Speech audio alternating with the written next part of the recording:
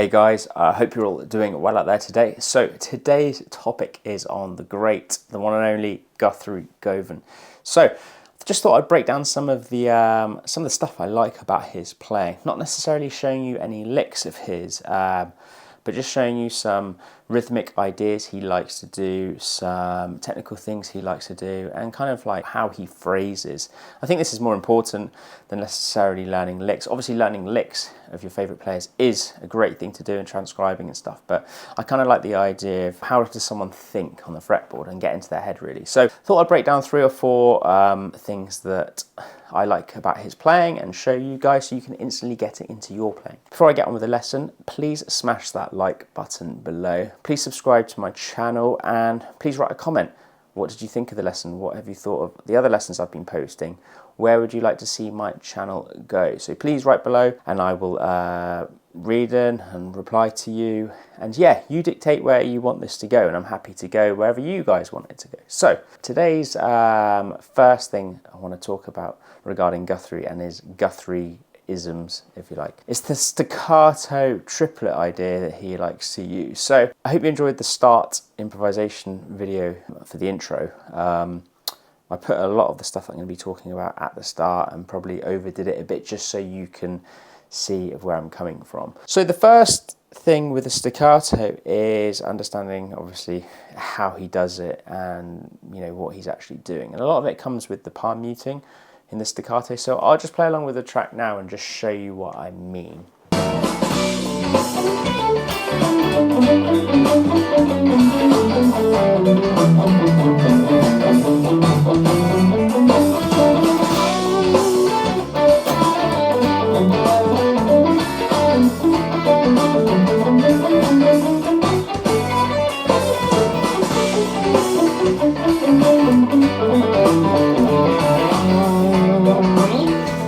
Okay, so you could hear in that I'm going.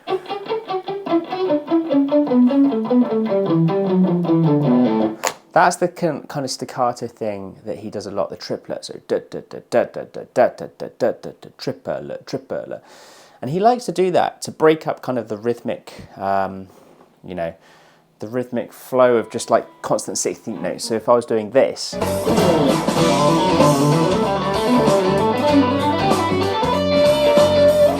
doing this instead,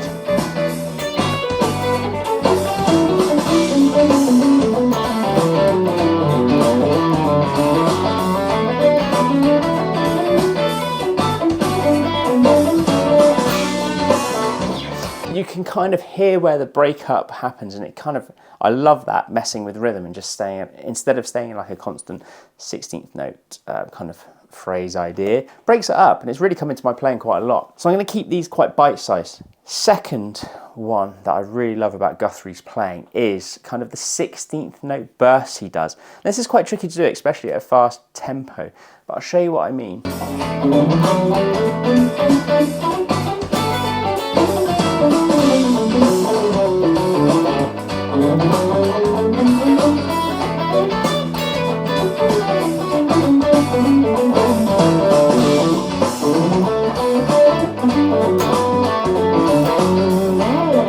So you could kind of hear it then when I'm going.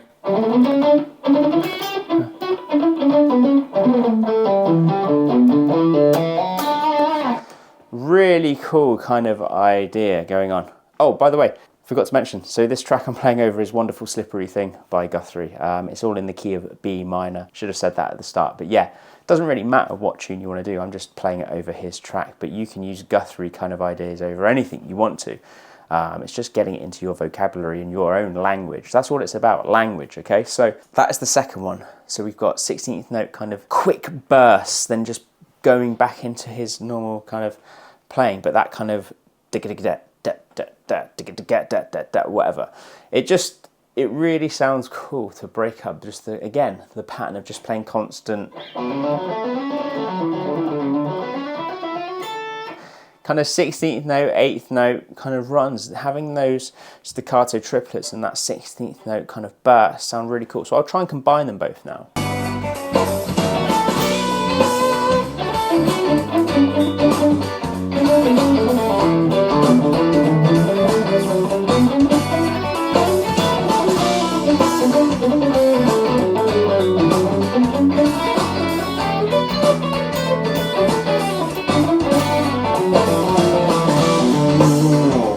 third point, again, keeping this really bite-sized so you can go off and learn this instantly. Like I say, over any track you want, you can apply this. Really advise to start with probably a metronome first, though.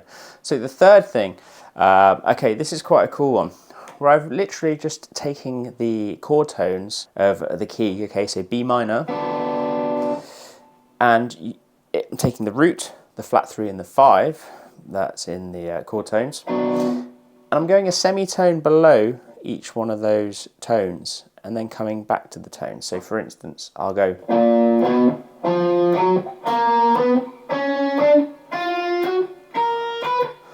okay, or what I might do is just start on the chord tone, go a semitone lower, and then back on, okay? So I'm just going a semitone below and then coming back onto the chord tone I want. So in this case, B minor.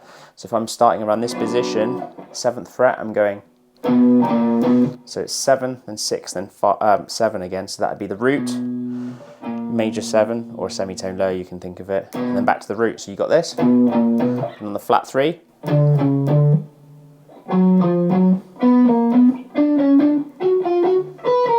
okay, so that would sound like this, so I play it slow to start with.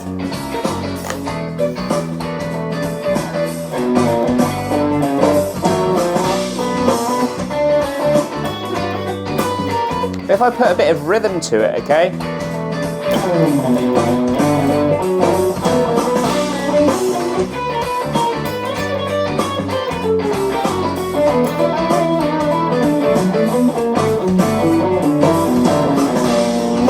Okay, then adding a bit of that kind of staccato thing again. So you can see already, putting a few ideas together is really going to make you start to play differently than maybe you already do play, or than maybe you play at the moment, I should say. Really like that idea. Oh. Okay, and you can do it anywhere around the B minor, wherever you feel comfortable. I could do it here. Just outlining the chords, or the chord tone of B minor, and giving that kind of chromatic feel to it. Okay, so the second to last idea I have for you is this kind of rest semiquaver idea that he does a lot. So instead of using constant semiquavers that would sound like this,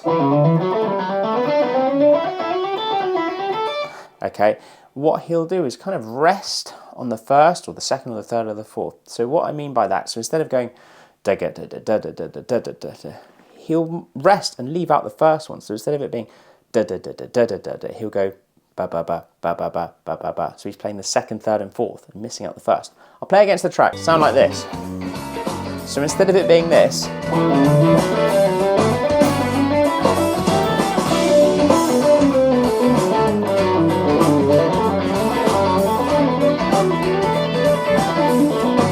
okay, so instead of it being that, it would be.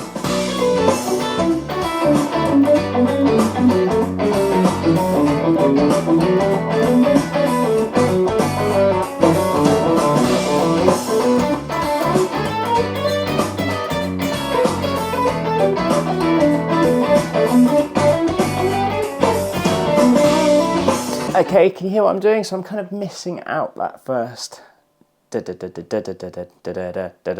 instead. So you can do that with each one. So instead of it being 1 2 3 4 1 2 3 4, missing out the first one sounds like this. Ba ba ba ba ba ba ba ba ba. Missing out the second one would be ba ba ba ba ba ba ba. So you come up with these cool rhythms.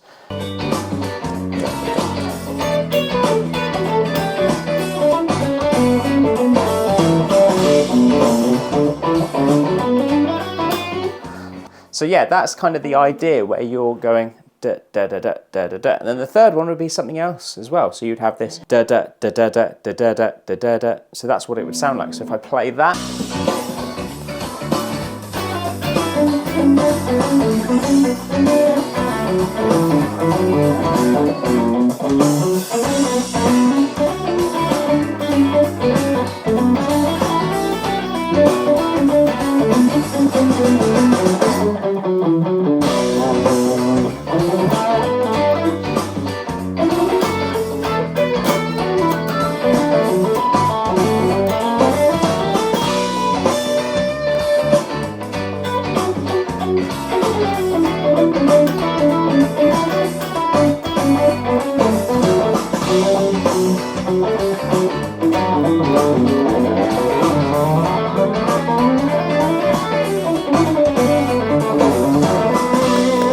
Okay, so that last thing I played gets on to the last point, which is just chromaticism. He does love adding some chromaticism in, and I think I did something like...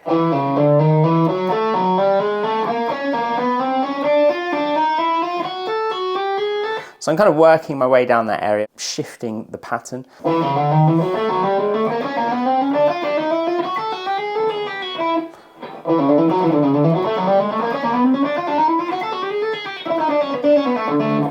That kind of thing, okay? He loves chromaticism. As long as you're getting from one point to the other, it doesn't really matter really what you play as long as your timing's good.